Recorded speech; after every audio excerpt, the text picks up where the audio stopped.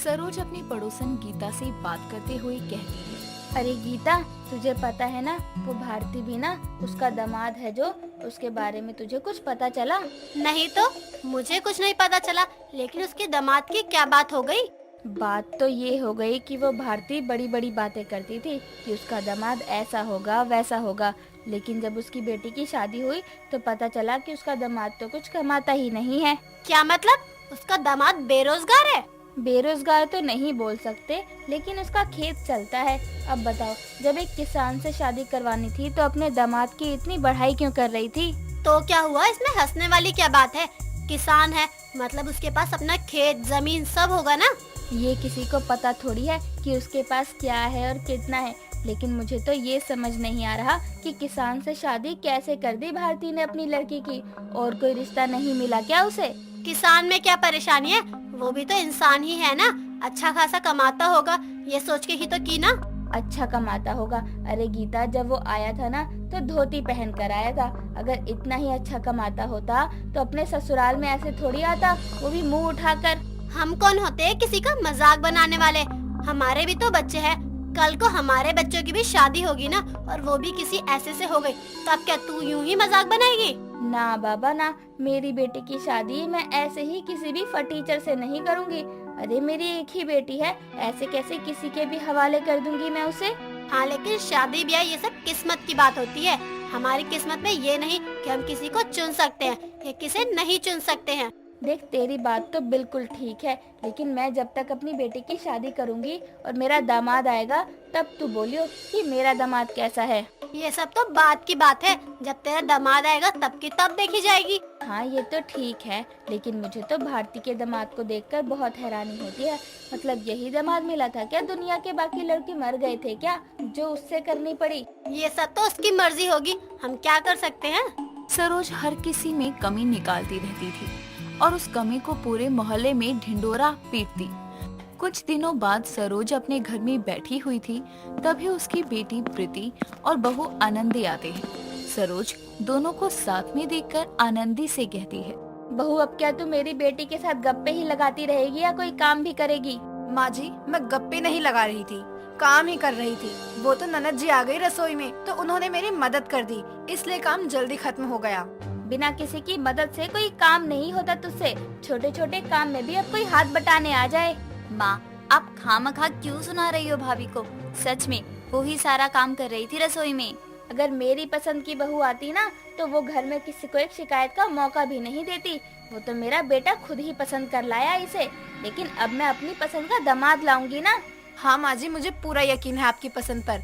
मेरी सास का दामाद बहुत बेहतरीन होगा, पूरे मोहल्ले में मेरी सास के दामाद की चर्चा होगी। क्यों माँ जी, सही बोल रही हूँ ना मैं? हाँ बोल तो रही है, लेकिन तुझे बोलने को किसने बोला? जा जाकर अपना काम कर। सरोज अपनी बहू को भी काफी ज्यादा नापसंद करती थी और किसी न किसी वजह से उसे ताने दिया करती। आनंदी इन सब बातों को भी कभी अपने दिल पर लगाकर नहीं रखती। वो हमेशा ही अपनी सास की बात मान लिया करती। कुछ दिनों बाद सरोज को अपनी बेटी के लिए काफी अच्छे घर के लड़के का रिश्ता मिलता है। सरोज तो उस रिश्ते से काफी खुश हो जाती है और शादी की बात आगे चलाने की भी बोल देती है। जैसे ही सरोज इस रिश्ते के बारे में अपनी बेटी प्रीति को बताती है, प्रीति ये सब सुनकर कहती है, माँ, आपने मुझसे बिना पूछे ही मेरी शादी तय कर दी। मुझे अभी शादी नहीं करनी है। लेकिन क्यों नहीं करनी है बेटा? बहुत ही अच्छा लड़का है, अमीर भी है, घर परिवार भी बहुत अच्छा है, तुझे वहाँ कभी कोई दिक्कत नहीं होगी, तो मना क्यों कर रही है तू? बस, मेरा अभी शादी करने का मन नहीं है। ये कोई उम्र थोड़ी है शादी के लायक। तू पागल हो गई है क्या? इतने अच्छे रिश्ते को मना कर रही है? अरे ऐसे रिश्ते बाद में देखती रह जाएगी, लेकिन फिर नहीं मिलने वाला। इसलिए बोल रही हूँ, अभी आया है तो चुपचाप शादी कर ले।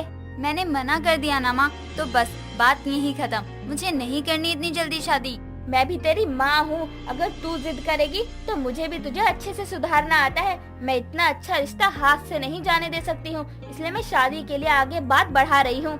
सरोज अपनी बेटी की बात तक नहीं सुनते और शादी के लिए बात आगे बढ़ा देती है। कुछ दिनों बाद सरोज अपनी बेटी की शादी बड़ी ही धूमधाम के तरीके से करती है और शादी के कुछ दिनों बाद प्रीति अपने पति नलीन के साथ अपने मायके आती है। नलीन जैसे ही वहाँ आता है तो उनका छोटा सा घर देखकर सरोज से कहता है। ये क्या है? शादी के समय तो चल गया था, अब क्या मुझे इस छोटे से घर में आना पड़ेगा अपनी बीवी के साथ? और सासू माँ, अपने दामाद का जरा तो ख्याल रखिए। जी जी, आप यहाँ 2-4 दिन के लिए आए हो, इसमें अब हम थोड़े दिनों के लिए घर थोड़ी बदल सकते हैं। आपसे किसी ने कहा मैं यहाँ 2-4 दिन के लिए आया हूँ? मैं तो अब यहाँ आराम से कुछ टाइम तो रुकूंगा ही, तभी तो इतने सारे सामान के साथ आया हूँ। अच्छा, चलो ठीक है, जैसे ही व्यवस्था होती है हम सब कर देंगे। हाँ सासू माँ, जितनी जल्दी हो सके उतनी जल्दी करो, मुझे इतने छोटे घर में रहने की आदत नहीं है। सरोज का दामाद तो आ गया था, लेकिन वो भी सरोज की तरह था। नलीन भी हर किसी में गलतियां निकालता रहता, छोटी छोटी बातों पर गुस्सा हो जाता और अपनी सास को कंप्लेंट करने लगता। सरोज अपनी पसंद का दामाद तो लाई थी, लेकिन उसकी फरमाइश तो पूरी करनी उसी को पड़ती थी। इसीलिए नलीन जो भी बोलता था वो सरोज करती ही थी। कई दिनों तक ऐसा ही चलता है। कुछ दिनों बाद आनंदी, प्रीति और सरोज एक साथ सोफे पर बैठे हुए थे। तभी वहाँ नलीन आता है और सरोज को कहता है, सासू माँ, मैंने आपको पहले भी बोला है ना, मुझे इस घटिया से बेड पर सोने की आदत नहीं है। थोड़ा पैसे खर्च करो और मेरे लिए अच्छा सा बेड तो मंगवाओ। दामाद जी, वो अभी इतना खर्चा हो गया है और अब बेड कहाँ से लाएं? वो सब मुझे नहीं पता है, वो आपकी जिम्मेदारी है। मैंने बोल दिया मतलब बोल दिया। आज शाम तक मुझे मेरे कमरे में बढ़िया सा बेड चाहिए, मतलब चाहिए। ये आप कैसे बात कर रहे हैं माँ से? मैं तो ऐसे ही बात करता हूँ, अब जिसे बुरा लग रहा है वो बात ना ही करे। लो, पहले सास कम थी क्या, जो अब उन्हें दामाद भी उनकी टक्कर का मिला है? सही हुआ, बहुत बोल रही थी ना अपनी पसंद का दामाद लाएंगी, तो झेलो अब। सरोज का दामाद उसकी बिल्कुल भी इज्जत नहीं करता था, कहीं भी कुछ भी बोल देता था और सरोज भी अपने दामाद की इज्जत रखने के लिए चुपचाप सब सुन लेती थी। सरोज को जिस दामाद के आने का बेसब्री से इंतजार था, उसके आने के बाद सरोज बिल्कुल शांत पड़ गई थी, क्योंकि जैसा उसने सोचा था वैसा तो बिल्कुल भी उसका दामाद नहीं था। ऐसे ही कुछ दिनों बाद सरोज अपने मोहल्ले में खड़ी होकर अपनी पड़ोसन गीता से बातें कर रही थी। तभी नलीन वहाँ से जाता है और अपनी सास को खड़ा देखकर उसके पास जाकर कहता है, सासू माँ, आपको कोई बात समझ नहीं आती है?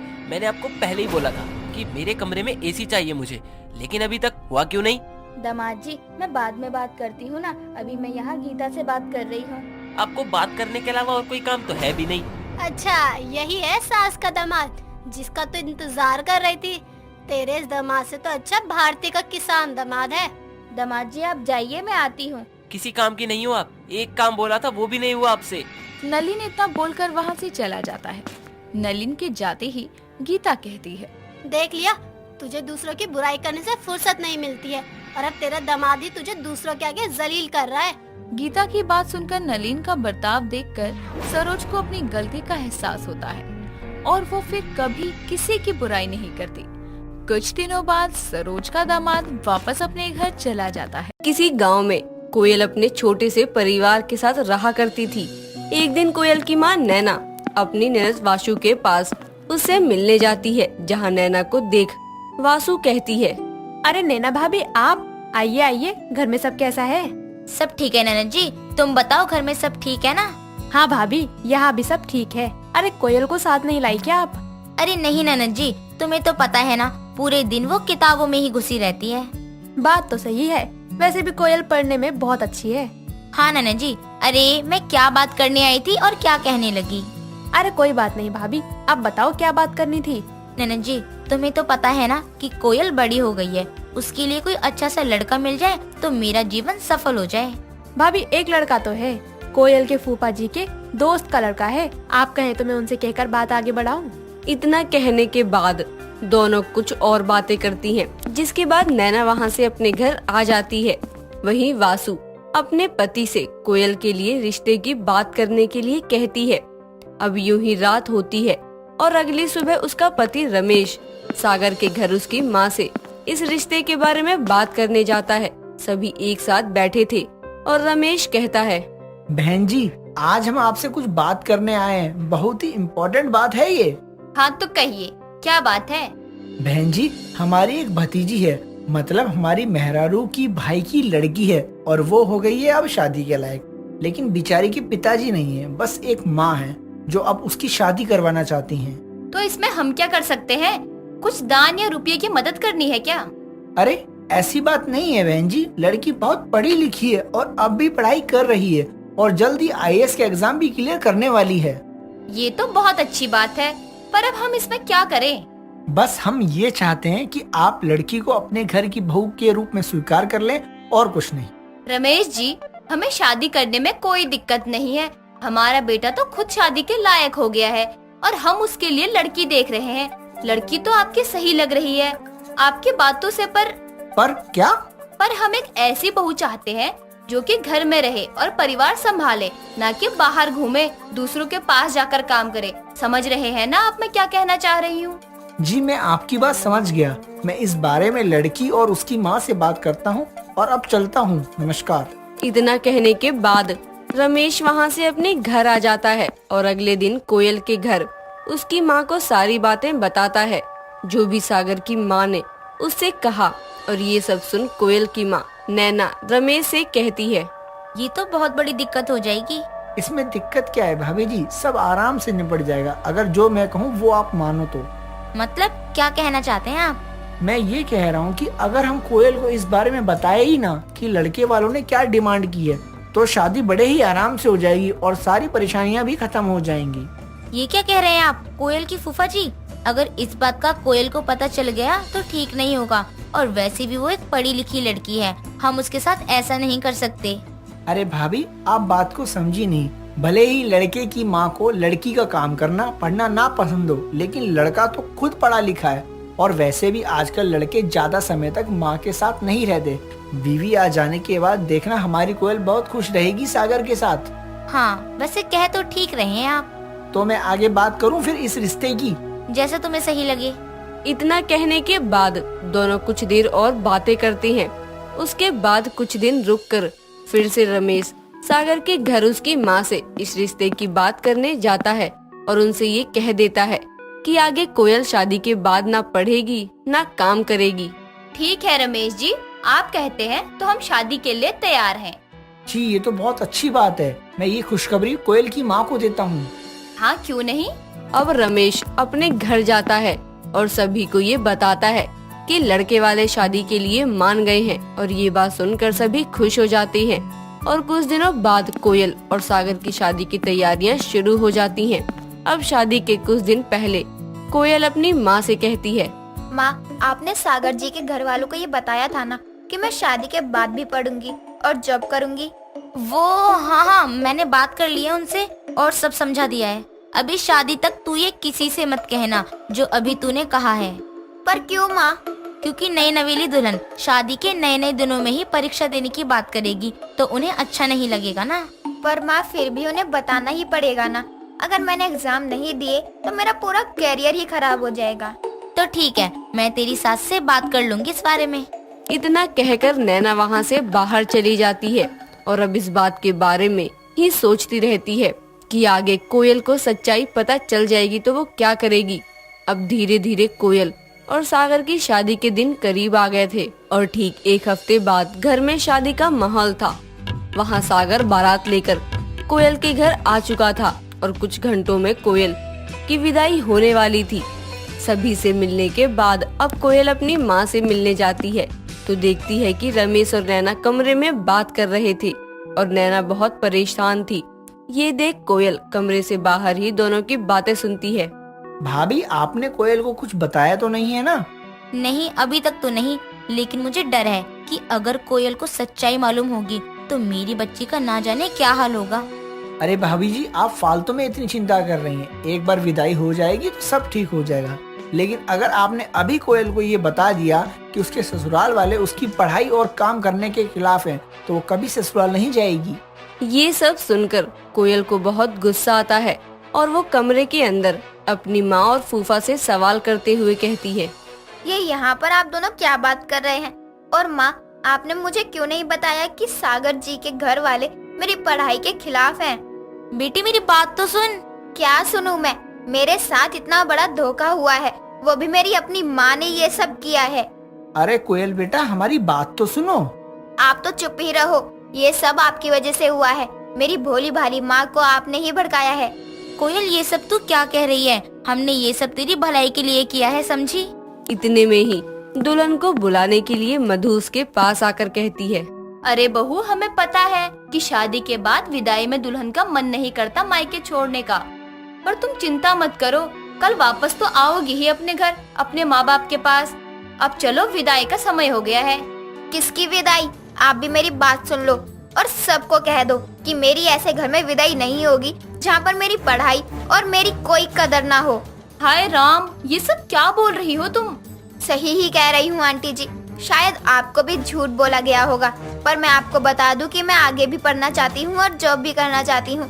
अगर आप अब मुझे अपनाना चाहती हैं तो मैं आपके साथ चलने के लिए तैयार हूँ, वरना आप बिना दुल्हन की विदाई के अपने बेटे की बारात वापस लेकर जा सकती हैं। क्या कहा? अरे रमेश जी, ये लड़की क्या कहे जा रही है? आपने हमसे झूठ कहा? वो बहन जी, मतलब ये सही कह रही है। अब तुम सब मेरी बात कान खोलकर सुनो, मैं इस लड़की को अपने घर की बहू के रूप में कभी स्वीकार नहीं कर सकती। हम जा रहे हैं, हमें नहीं करनी इस दुल्हन की विदाई। बहन जी सुनिए तो हमारी बात। इतना कहकर मधु कमरे से बाहर जाकर सभी को ये बात बताती है कि वो दुल्हन की विदाई नहीं कराएगी और वहाँ से सभी को बारात वापस ले जाने को कहती है। वहाँ पर क्या हो रहा था सागर को कुछ समझ नहीं आ रहा था और वो अपनी माँ से सवाल करता है, पर वो उसकी नहीं सुनती है और बिना दुल्हन के ही सभी वापस आ जाते हैं। अगले दिन सागर कोयल को कॉल करके सारी बात का पता लगाता है और कोयल की बात सुनकर वो अपनी माँ से कहता है, माँ आपने ऐसा क्यों किया? मैंने क्या किया? माँ आपको तो पता था ना कि कोयल आगे पढ़ना चाहती है, फिर आप उसकी पढ़ाई के खिलाफ क्यों हैं? अरे तू पगला गया है क्या? शादी के बाद घर की औरत काम करे या पढ़ाई करे, अच्छा थोड़ी लगता है? माँ आपकी ये सोच बहुत गलत है, और वैसे भी कोयल मेरी पत्नी है, तो वो क्या करना चाहती है और क्या नहीं इसका हक ना मुझे है। तो मैं जा रहा हूँ उसे वापस लेने के लिए, और आगे वो जो करना चाहती है ना वो करेगी, आप उसे नहीं रोकेंगी। अगर वो लड़की इस घर में आई तो अच्छा नहीं होगा। माँ अगर वो यहाँ नहीं आएगी ना तो मैं भी उसके साथ ही उसके माँ के घर में रहूंगा, और अगर ना आप अपनी जिद पे आ रही है ना तो ठीक है, मैं जा रहा हूँ अपने ससुराल अपनी पत्नी के पास घर जमाई बनने।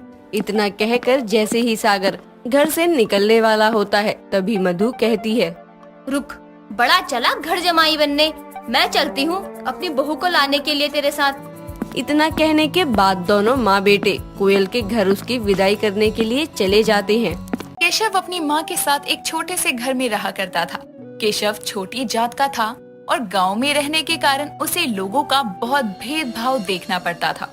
लेकिन अब केशव और उसकी माँ आशा को इन सब की आदत हो चुकी थी और इन सब बातों को नजरअंदाज करके वो जिंदगी बसर कर रहे थे। एक दिन आशा सुबह 4 बजे उठकर नहा धोकर तैयार होती है और पूजा की थाल लेकर बाहर जाने लगती है कि तभी केशव की आंख खुलती है और वो अपनी माँ से कहता है, माँ आप इतनी सुबह सुबह कहाँ जा रही हो? अभी तो ढंग से सुबह भी नहीं हुई है। बेटा शिवरात्रि है तो मैं मंदिर जा रही हूँ, तू आराम से सो जा। माँ पर आप थोड़ी देरी से भी तो जा सकती है ना, फिर इतनी सुबह सुबह मंदिर जाने की क्या जरूरत है? आप तो ऐसे जा रही हो जैसे मंदिर के कपाट आप ही खोलोगी या चोरी से मंदिर जा रही हो।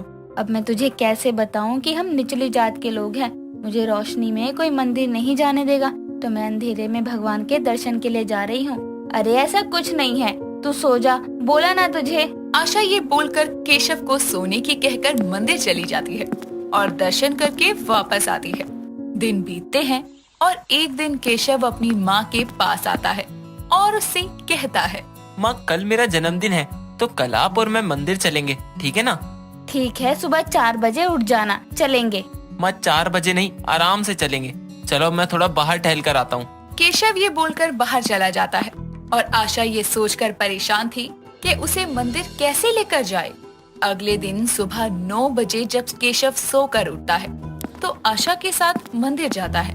तभी मंदिर की सीढ़ियों पर जमींदार आशा को देख लेता है और उसकी पूजा की थाल को फेंक कर कहता है, तू फिर यहाँ आ गई? तुझे कितनी बार बोला है, ये मंदिर मेरे पूर्वजों ने बनाया है, तुझ जैसी छोटी जात की औरतें यहाँ नहीं आ सकती। और ये क्या, तू अपने बेटे को भी ले आई? तेरी इतनी हिम्मत? साहब जबान संभाल कर बात करो मेरी माँ से। जात पात होती है ये तो पता था, लेकिन ये नहीं पता था कि मंदिर में भगवान के दर्शन भी जात पूछ के होते हैं। अरे इतना ही घमंड है तुझे, बना लेना गरीब का मंदिर। मेरे आगे मुँह चलाने से अच्छा अपने हाथ चला। जमींदार ये बोलकर दोनों माँ बेटों को भगा देता है और उनको दर्शन नहीं करने देता, जिसके बाद आशा केशव को समझाने की कोशिश करती है, लेकिन वो अब जमींदार की बात को दिल पर लगा बैठा था। दिन बीतते हैं और अब केशव गुमसुम रहा करता, किसी से बात नहीं करता, जल्दी घर से निकल जाता और देर से घर आकर सो जाता। एक दिन आशा उसके पास आती है और उसके हाथों के जख्मों को देखकर कहती है, केशव, ये क्या है? तेरे हाथों को क्या हो गया? इन पर इतने जख्म क्यों हैं? सच सच बता, ये सब क्या चल रहा है? तुझे मेरी कसम। कुछ नहीं माँ, वो बस ऐसे ही हो गए। आप इतनी छोटी छोटी बातों पर ध्यान मत दो। कुछ जरूरी होता तो मैं आपको खुद बता देता या समय आने पर बता दूंगा। समझा करो बात को। कैसे बात समझू बेटा? तेरे अलावा मेरा है ही कौन? जब से वो मंदिर वाला हादसा हुआ है ना, तू ढंग से खाता है ना मुझसे ढंग से बात करता है। बस रोज सुबह जल्दी उठकर चला जाता है और देरी से घर आता है। मुझे तेरी चिंता होती है। केशव इस बात का जवाब दिए बिना बाहर चला जाता है और जब देर रात को वो आता है तो अपनी माँ की आंखें बंद करवाकर उनसे कहता है, माँ आंखें बंद करो, मुझे तुमको कुछ दिखाना है जिसे देखकर आप खुश हो जाओगी। अरे ऐसे ही दिखा देना, आंखें बंद करवाने की क्या जरूरत है? वैसे भी इन बूढ़ी आंखों को अब ढंग से दिखता ही कहाँ है। माँ बोला ना करो, आप ना जिद मत किया करो मुझसे, ऐसे मुझे अच्छा नहीं लगेगा। अच्छा बाबा, ठीक है, कर लेती हूँ। ले, कर ली। बता क्या बात है? केशव के कहने पर आशा आंखें बंद कर लेती है और जब खोलती है तो उसके सामने एक सुंदर सा लकड़ी का मंदिर था, जिसे देखकर आशा कहती है, ये तो कहाँ से लाया रे? ये तो बहुत सुंदर है, कितना खूबसूरत लग रहा है, पर ये तो बड़ा महंगा पड़ा होगा ना? सच बता तू, ये कहाँ से लाया है और कितने का पड़ा? माँ मैं ये रोज मंदिर बनाने ही बाहर जाता था। मैंने कुछ दिन मजदूरी की और जो पैसे मिले उनसे लकड़ी खरीद कर ये मंदिर बनाया। मैं चाहता तो उन पैसों से सीधा मंदिर ले सकता था, लेकिन मैं चाहता था कि मेरी माँ के लिए मंदिर में अपने हाथ से बना कर लाऊं। ये सुनकर आशा भावुक हो जाती है और केशव को गले से लगा लेती है। तभी केशव कहता है, माँ ऐसे भावुक मत हो, लाओ मुझे बताओ इस लकड़ी के मंदिर को घर में कहाँ रखना है, मैं रख देता हूँ। नहीं केशव, मैं चाहती हूँ ये मंदिर हम अपने आंगन में रखें, ताकि जो हमारी तरह गरीब और निचली जात के लोग हैं, वो इस गरीब के मंदिर में ही सही पूजा कर सके। माँ ये तो बहुत अच्छा विचार है, मैं इसको उठाकर आंगन में रख देता हूँ। केशव ये बोलकर मंदिर को आंगन में रख देता है, जिसके बाद सब उस मंदिर में जाकर दर्शन करने लगते हैं और हद तो तब हो जाती है जब जमींदार के मंदिर के पंडित जी भी अब केशव के आंगन में आकर उसके मंदिर की पूजा करने लगते हैं। और ये सब देखते हुए जमींदार को बहुत बुरा लगता है और वो अपनी हवेली पर बैठा हुआ सोचता है, उस गरीब की इतनी हिम्मत कि अपना एक मंदिर बनवा लिया। अब बताता हूँ इसे, उसने गांव के लोगों को क्या मेरे पंडित को भी अपनी तरफ कर लिया। अब मंदिर में पंडित ही नहीं होगा तो मैं पूजा कैसे करूँगा? मुझे कुछ तो करना ही पड़ेगा, वो भी जल्दी ही। आज रात को ही मैं सब ठीक कर दूंगा। ये बोलकर जमींदार खुद उस रात कुल्हाड़ी लेकर केशव के आंगन में जाता है और मंदिर के आगे जाकर कुल्हाड़ी को कस के थाम कर कहता है, ना रहेगा गरीब का मंदिर, ना होगी पूजा, फिर पंडित को भी मेरे मंदिर वापस आना पड़ेगा और गांव के लोगों को भी। फिर गांव में मेरी सत्ता चलेगी। अरे जो दान ही नहीं दे सकते उनको पूजा करने का कैसा हक? पूजा का हक तो बस पैसे वालों को है और ऊंची जात वालों को। इतना बोलकर जमींदार जैसे ही मंदिर पर कुल्हाड़ी से वार करने को होता है, तभी एक सांप आकर जमींदार को डस लेता है और वो कुल्हाड़ी छोड़कर दर्द से चिल्लाने लगता है, बचाओ, कोई तो बचाओ मुझे। जमींदार की आवाज सुनकर गांव के कुछ लोग और केशव आशा बाहर आते हैं और जमींदार को कुल्हाड़ी के साथ जमीन पर बेहोश पड़ा देखकर केशव कहता है, ये यहाँ कैसे आए और ये यहाँ क्या कर रहे हैं? और क्या केशव भैया, आपको दिखाई नहीं दे रहा? हमारा मंदिर तोड़ने आए हैं। ये देखो, इनके हाथ में कुल्हाड़ी भी है। जमींदार जी को शर्म नहीं आई ये सब करते हुए? इन्होंने अपने मंदिर में जाने से गरीबों को रोका और जब उन्होंने खुद का मंदिर बना लिया तो वो भी इनसे देखा नहीं गया। ये क्या कर रहे हैं आप लोग? ये यहाँ दर्द में तड़प रहे हैं और आप इनको सुना रहे हैं। बाद में सुना लेना, पहले इनकी जान बचाओ। किसी को सांप का जहर निकालना आता है क्या? आशा की बात सुनकर गांव का एक आदमी आता है और ग्रामीण तरीके से जमींदार के पैर से सांप का जहर निकाल देता है, जिसके बाद होश में आकर जमींदार सबके आगे हाथ जोड़कर कहता है, मुझे माफ कर दो आप सब लोग, मैंने बहुत बड़ी गलती की। मुझे भेदभाव नहीं करना चाहिए था। मंदिर पर सबका समान हक होता है। मैं घमंड में अंधा हो गया था। मैं आप सबका दोषी हूँ, मुझे माफ कर दो। जमींदार जी, अगर हमने भी आपके साथ भेदभाव किया होता तो आज आप जिंदा ना होते। तो अगली बार थोड़ा संभल कर, आई समझ? ये गलती कभी नहीं होगी और इस मंदिर को भी मैं अपने मंदिर में स्थान दूंगा और आज से गांव के मंदिर का नाम गरीब का मंदिर होगा। लेकिन ये बात समझ नहीं आई कि गांव में सांप आया कहाँ से? इस गांव में तो ज्यादा सांप है ही नहीं। आशा की ये बात सुनकर सब सोच में पड़ जाते हैं कि तभी वही सांप जिसने जमींदार को काटा था वो रेंगता हुआ आगे जाता है और शिव का रूप धारण कर लेता है और अंतर्ध्यान हो जाता है, जिसके बाद सब गांव वालों को बिना भेदभाव के उस गांव में पूजा करने की आजादी मिलती है।